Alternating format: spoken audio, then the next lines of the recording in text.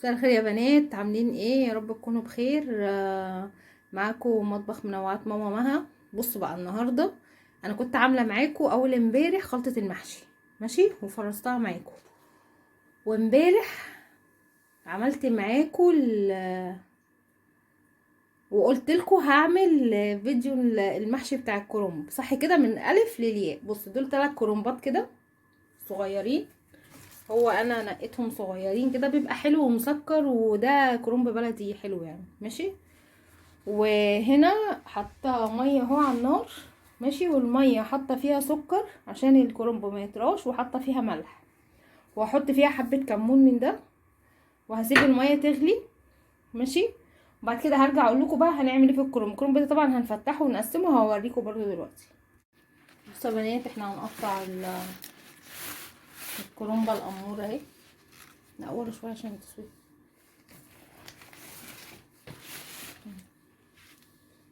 بصوا انا اهو جايبه لكم من فوق عشان اوريكم هيتقطع ازاي.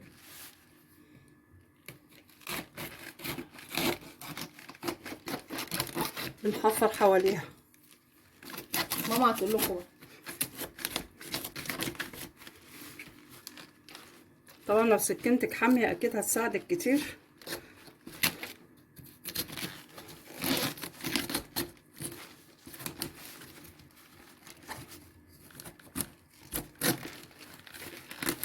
تمام.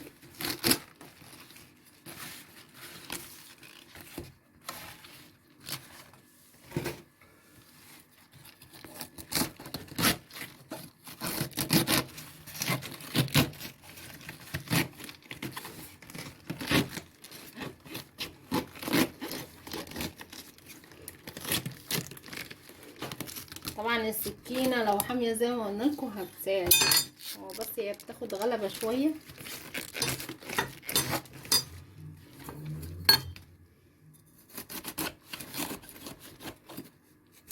الموضوع شاق. بصوا الاوراق اهي بتتفكك. بصوا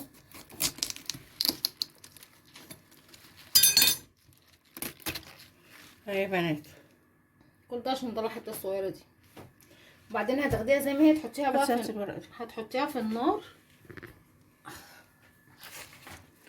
هتحطيها في النار لما زي ما هي كده هتحطيها على تحطيها الوش متعش ده تسوي. الاول، زي ما هي كده هتحطيها على الوش ده، وبعدين تقلبيها على الوش التاني في الميه، بس اما الميه تغلي ان شاء الله.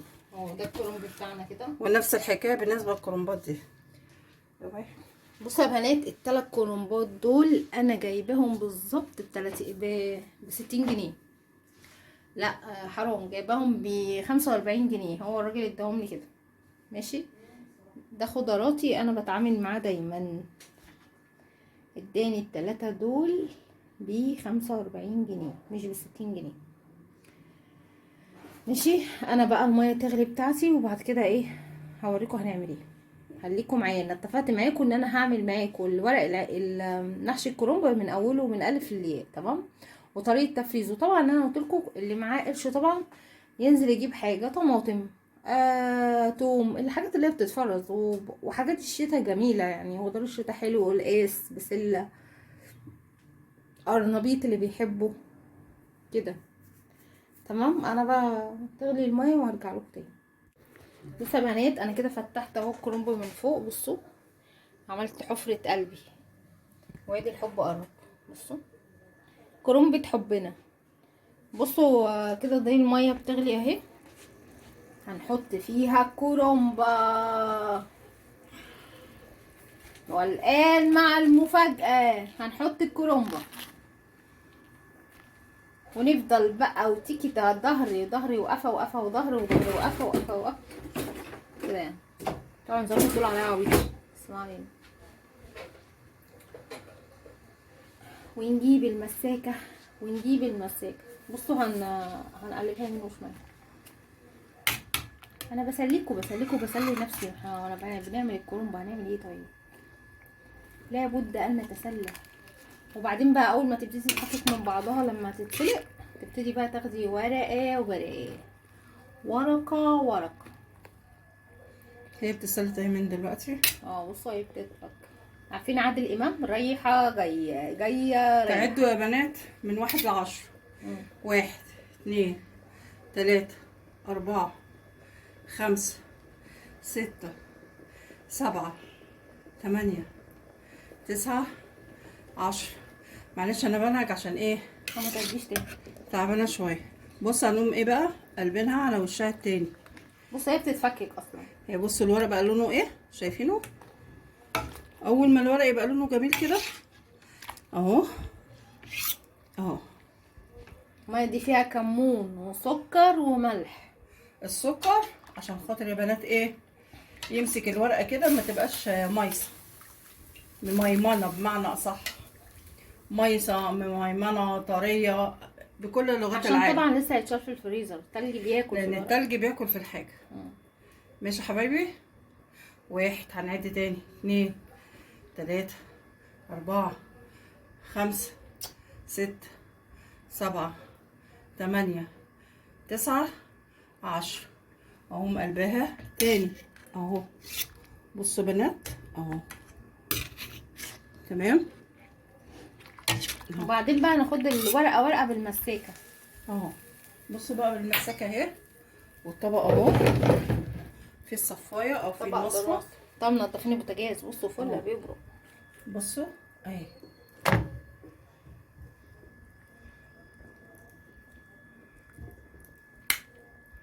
اهو. خلينا كده اهو.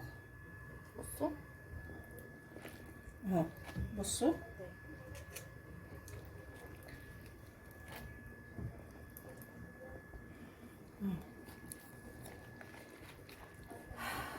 هنطلعهم احنا بقى واحده واحده عشان انتوا متزهقوش وعشان الفيديو ما يطولش ويبقى رخم. وبعدين هنوريكم بقى ايه لما نيجي نحط الكرومبه التانيه. بصوا يا بنات دي الكرومبه الاولانيه، بصوا فاتحه ازاي ومش طريه. سلقناها وسخنه بس وسايبينها تتصفى. وهنحط برضو الكرومبه التانيه بنفس الموضوع، الميه هي لسه زي ما هي. وادي الكرومبه بتاعتنا طلعت اهي. هنحط التانيه كمان. بصوا بقى احنا هنسلق كل الكرنب وبعدين ارجع اوريكم هيتقطع ازاي وهيتفرز ازاي. انا هشيل منه حبه وحبه التانية ان شاء الله هبقى احشيهم بقى يا النهارده يا بكره، يعني لسه مش عارفه. انا شايله شايلين حبه ميه على جنب كده عشان نحط عليها من فوق، عشان طبعا الميه بتاعتنا قلت. هنسلق دي كمان كده. هيفضل لنا اللي هي التالتة دي، فهنخلصهم ونوريكم. ماشي بنات اهو. بصوا بقينا نطلع الكرومبه التانية دي اهو. بصوا بدات تتفكي كده وهي على السخونيه. بصوا بدات تتسلق كده. ودي الاولانيه سايبينها تتصفى. حطي كل حبه في مصفى لوحديها. ماشي. بصوا بقى منضفه البوتاجاز. بصوا خليكم دياستي من ساعه رمضان وانا طول ايدي في المطبخ الصراحه. بصوا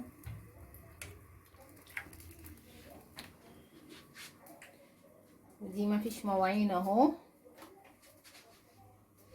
وده باقي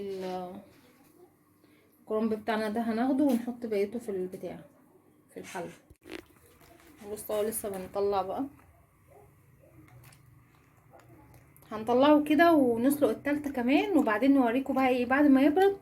هنقطعه لازم يبرد وبعدين هنقطعه قدامكم وهنوريكم بيتفرز ازاي. تمام وخليكم معانا يا بنات. دي الكرنب التالتة اهو. هنعملها بقى واخلص كله زي ما انا قلت لكم كده. وبعدين ايه هوريكم هنعمل ده كده كل الكرنب بتاعنا على البوتاجاز. اخلص انا بقى وبعدين هوريكم هنعمل ايه. بصوا يا بنات انا كده اهو عملنا كرنب اهو كده سلقناه وانا بسلق الباقي اهو. بصوا يا دوبك بس ايه اللي هي يعني تغير لونها اهو كده. بس بطلع في الصفايه بتاعتي وهجيب تاني اهو كده. سيبها بقى ايه تغير لونها. تمام زي ما خلصنا الباقي اهو كده. احلى كتوفي كده والمطبخ نظيف. تعملي بقى اي حاجه انت عاوزاها متحسيش بكركبه ابدا والله العظيم.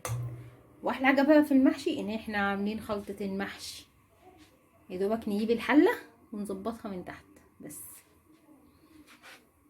كده. هخلص انا دي بقى واحطهم بقى يتصفوا تماما، وبعدين بقى ايه لما نيجي نقطعه ونفرزه هوريكم هيتعمل ازاي. تمام، خليكم معايا بقى وارجع لكم تاني.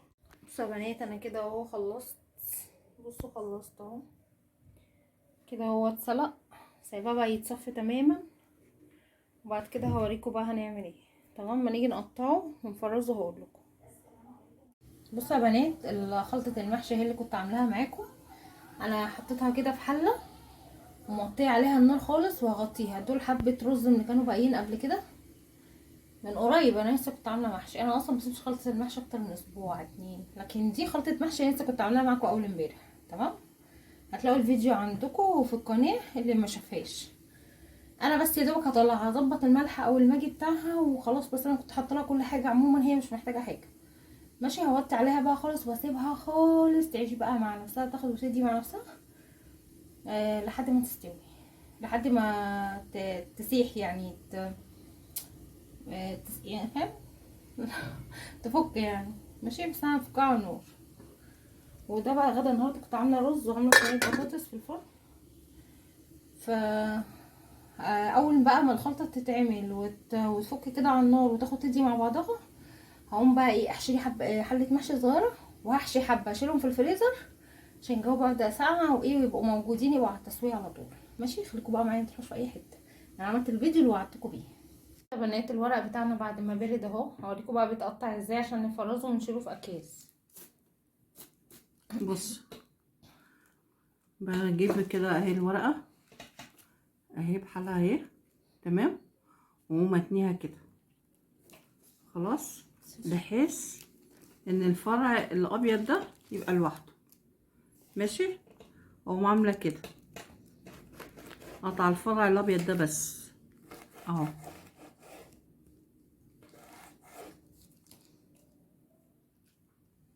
شايفينه اهو. تمام، خلاص، واقوم جايبه الورقه اهو، هما اتنين على بعض، هجيبهم كده على بعض اهم كده واقطع اهو، دي 1 2 3. خلاص، هطلع لي كل ورقه اهي مقسومه على 2 لوحدها اهي. ولو عايزه تشيليه سليم شيليه يعني. اهي، هو لو عايزه تشيليه سليم تشيليه سليم، تشيلي الورقه بحالها براحتك على حسب ما انت عايزه اهي.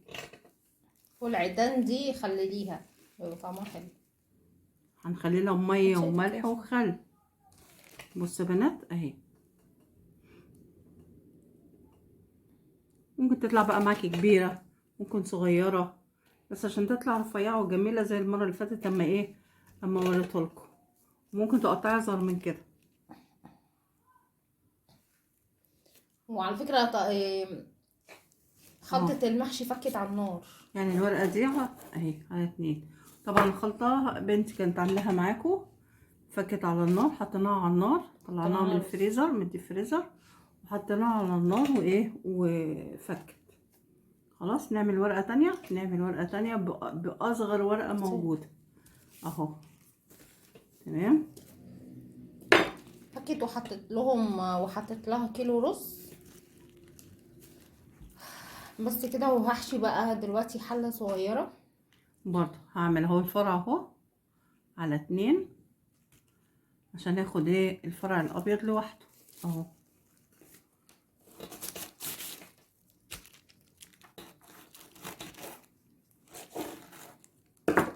تمام اهو، اقوم جايباها كده اهي، وممكن تشيلها سليمه. واعمل كده اهي 1 2 ممكن عشان دي تشيلها صغيره. سليمه.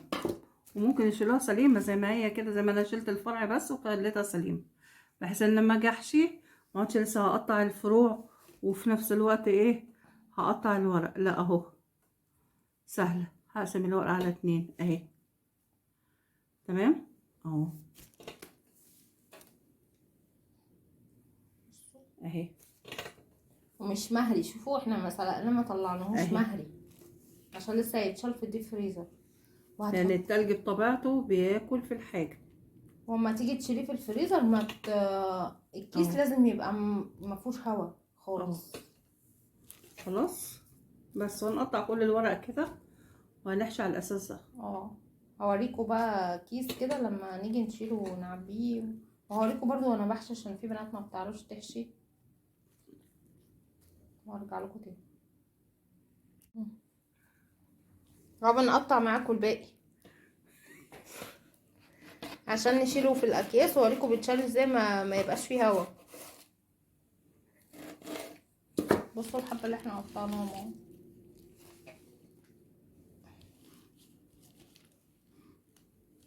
هتلفيها كده على 2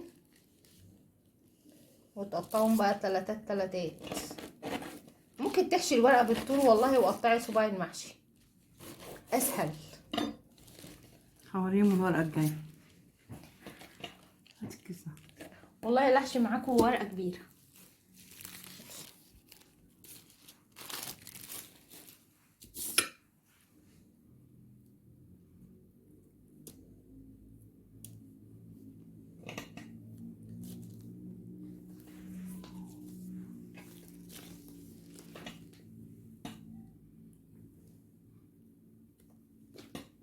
اهو.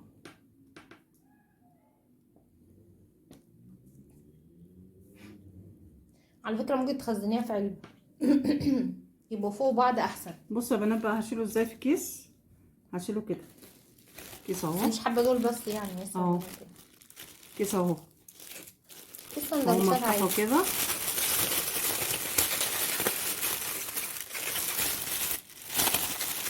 واحط اخد الورق اهو واحطه كده. هو مفروض اهو شايفينه اهو. تمام. طبعا انا حامله لغايه فين؟ لغايه مثلا هنا، لغايه هنا كده. تمام. واقوم افضي منه الهواء خالص واقوم ايه عامله كده وشايلاه في الفريزر اهو.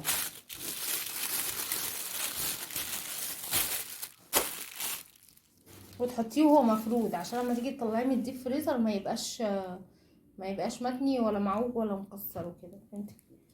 وانا برضو عندي فكره ان انت تتشال في علبه بلاستيك فوق بعض احسن. هوريكم بقى ازاي نحشي ايه. ممكن نحشي ورقه كبيره. بصوا يا بنات اهو بشيل الفرع اهو. تمام. وده هما الورقتين فوق بعض اهو. خلاص اهو شايفينهم. انا عايزه احشي بقى واحده بطولها. هفصلهم من بعض واحط. اتخيل مثلا ان انا حطيت الرز هنا. في ثواني انا جايبه عامله خلطه. هاتي خلطه. اهو يا بنات بص خلطه المحشي اللي انا عملتها اهي. حطيت عليها رز. ماما بقى تحشي معاك واحده طويله. الورقه اهي. اختصارا للوقت والمجهود هعمل كده.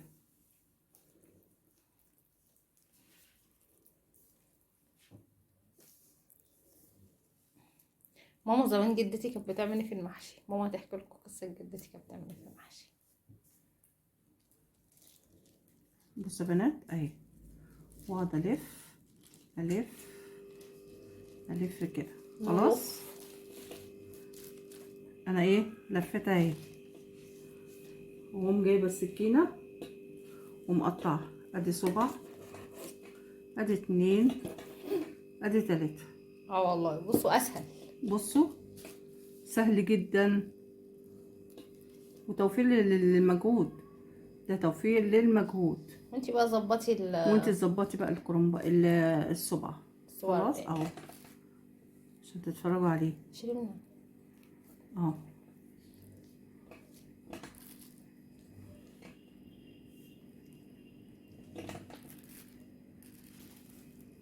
شايفين؟ والله طالع جميل. هنكمل هنجيب بقى ايه، هنحشي حبه كده وبرضو احنا بنحشي. اوريكم انا كده وريتكم طريقه التفريز نروح احنا بقى نعمل المحشي بتاعنا واوريكم برضو بعد ما نخلص.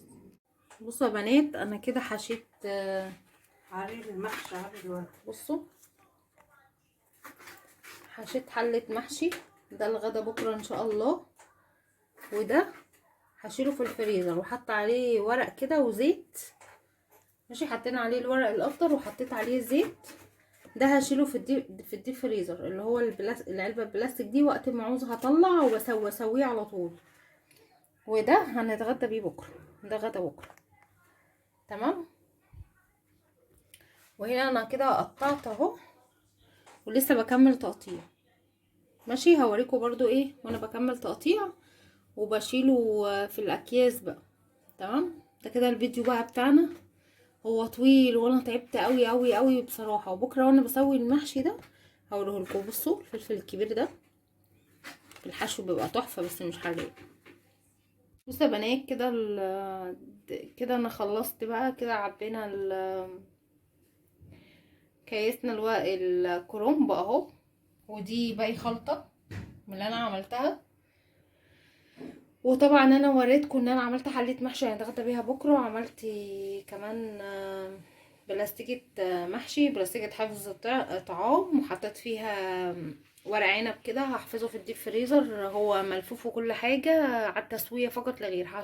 شيلته في الديب فريزر وبس كده. وده بقى الفيديو بتاعنا النهاردة ودي كده تفريزات بقى ايه رمضان والشتاء وكده. ولسه كمان هبقى اجيب تاني وافرز معاكم تاني.